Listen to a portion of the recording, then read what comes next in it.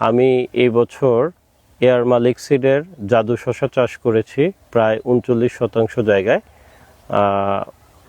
সর্বোচ্চ চেষ্টা করেছে আধুনিক পদ্ধতিতে চাষাবাদ করার জন্য। তো আমার হাতে আপনি দেখতেই পাচ্ছেন শসা। আমাদের আজকে তৃতীয় হারভেস্ট চলছে।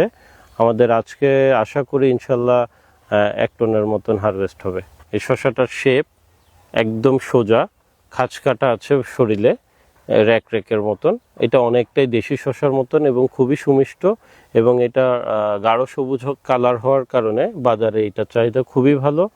এটা অন্যান্য শসার তুলনায় আমরা 100-200 টাকা মনে বেশি পাই, এবং এটা স্থানীয় বাজারে খুব চাহিদা সম্পন্ন। যদি আপনারা চান শীতকালীন শসা চাষ করতে, তাহলে আমি সকল কৃষকের উদ্দেশ্যে বলতে পারি আপনারা নিশ্চিন্তে নির্ভাবনায় এয়ার মালিক সিডের জাদু শসা চাষ করতে পারেন।